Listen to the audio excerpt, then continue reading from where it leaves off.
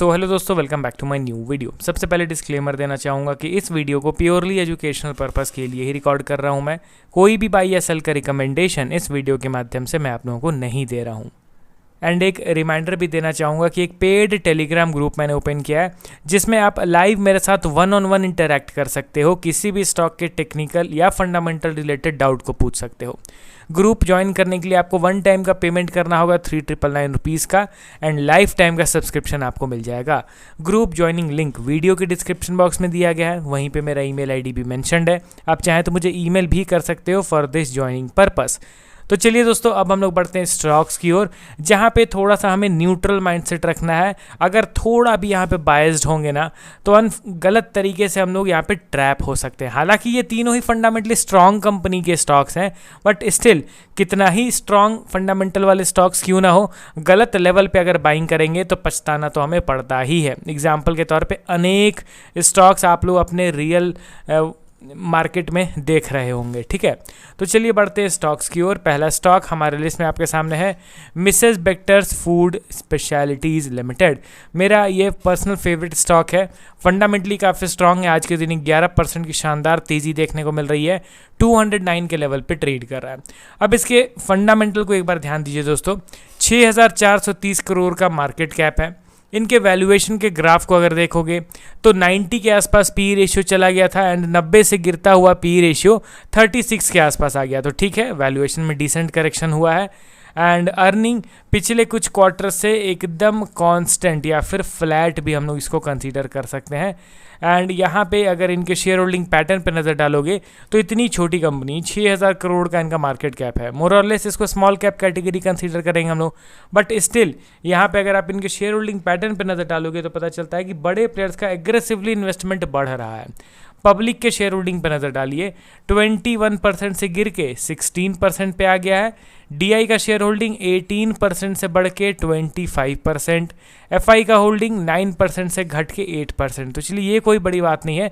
Overall देखा जाए तो पब्लिक का स्टेक डाइल्यूट हुआ है, एंड बाकी के जो 3 बड़े प्लेयर्स हैं प्रोमोटर एफआई डीआईज, उनका कंबाइंड करके जितना स्टेक पहले हुआ करता था उससे ज़्यादा स्टेक अभी करेंटली दिख रहा है।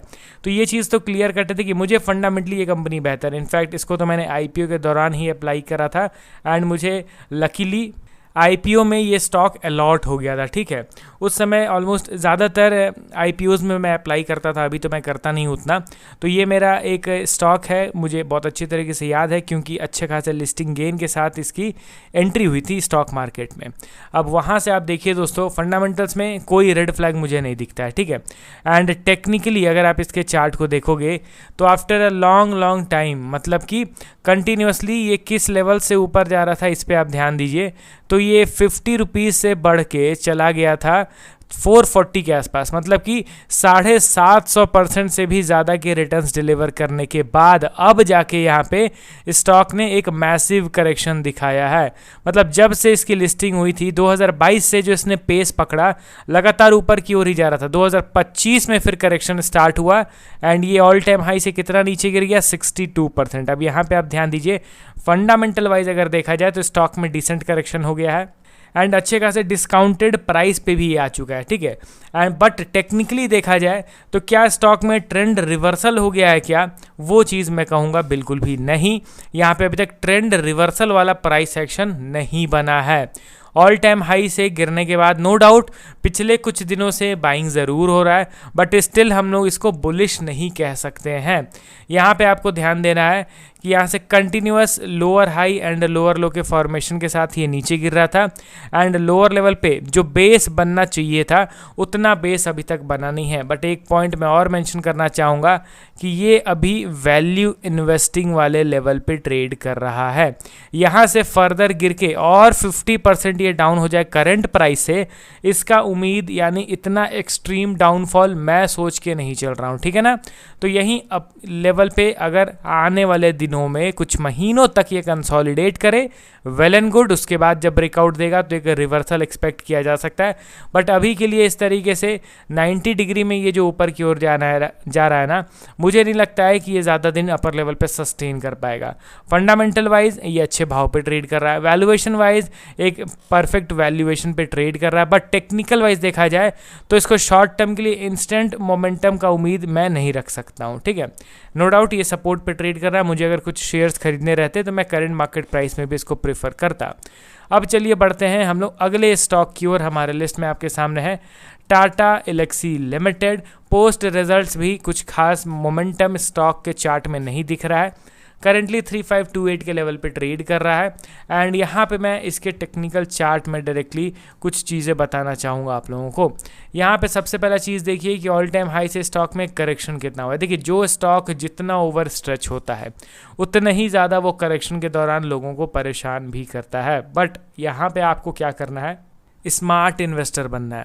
जब स्टॉक ओवर स्ट्रेच हो रहा है तो रैली का एंजॉयमेंट लीजिए, एंड जब कोई स्टॉक टॉप लेवल से करेक्शन का संकेत दे रहा है तो वहाँ निकल के अपने प्रॉफिट को बुक करें। ये एक परफेक्ट डिसीजन होता है स्मार्ट इन्वेस्टर्स का। अभी ये स्टॉक अपने ऑल टाइम हाई से 67% डाउन है, स्टिल कुछ भी वैसा बुलिश का रिवर्सल नहीं दिख रहा है, बट हाँ टाटा एल्क्सी के स्टॉक को करंट मार्केट प्राइस में नो डाउट खरीदे जा सकते हैं, क्योंकि देखिए दोस्तों हर बार आप टेक्निकल बेस पे स्टॉक को नहीं खरीद सकते। स्पेशली अगर मैं लॉन्ग टर्म की बात करूं तो लॉन्ग टर्म में फंडामेंटल्स का भी कुछ रोल होता है, वैल्यूएशन का भी कुछ रोल होता है। अगर एक सर्टेन वैल्यूएशन पे कोई स्टॉक आ चुका है तो फिर मैं फर्दर और बड़ा करेक्शन का क्यों उम्मीद लेके चलूंगा। ये एक सपोर्ट लेवल है जहां पे मैं अच्छा खासा क्वांटिटी ऐड करने की कोशिश करूंगा, जो कि है क्लोज टू 3000 लेवल, अभी 3500 के आसपास ट्रेड कर रहा है। इसके वैल्यूएशन को भी देखा जाए क्वाइट इंप्रेसिव। 110 पे पी रेशियो चल रहा था, उस समय हमने इग्नोर करा, बट अभी ये 30 पे चल रहा है पी रेशियो, तो ऑब्वियसली अच्छा खासा करेक्शन इनके पी रेशियो में हो चुका है। टेक्निकल वाइज को कुछ खास वैसा बुलिश पैटर्न अभी तक नहीं बना है। जो चीज़ है वो क्लियर कट मैं आप लोगों को बताना चाहूँगा। अगला और लास्ट स्टॉक जिस पे मेरा अभी थोड़ा ज़्यादा नज़र है, नाम है सेनको गोल्ड लिमिटेड। 366 के लेवल पे ट्रेड कर रहा है। पिछले कुछ दिनों में शार्प मोमेंटम आया था, अभी ये थोड़ा सा शांत हो गया है। 6000 करोड़ इनका मार्केट कैप है, एंड टेक्निकली आप अगर इसको देखोगे तो पता चलेगा कि क्यों मैंने इसको अपने वीडियो में इंक्लूड करा है। एक ज़बरदस्त बेस का क्रिएशन हो रहा है दोस्तों इसके इंपॉर्टेंट सपोर्ट लेवल पे।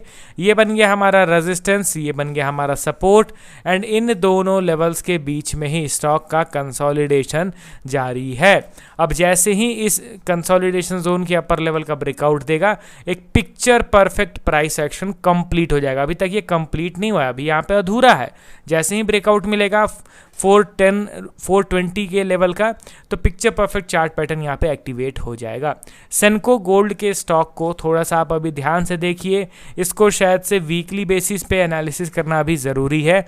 आफ्टर अ लॉन्ग टाइम एक तगड़ा पैटर्न यहाँ पे बन रहा है, बेस बनते हुए ऑलमोस्ट 1.5 ईयर्स हो चुके हैं। तो चलिए मिलता हूँ अब कल नए वीडियोज़ के साथ। Okay then, bye bye.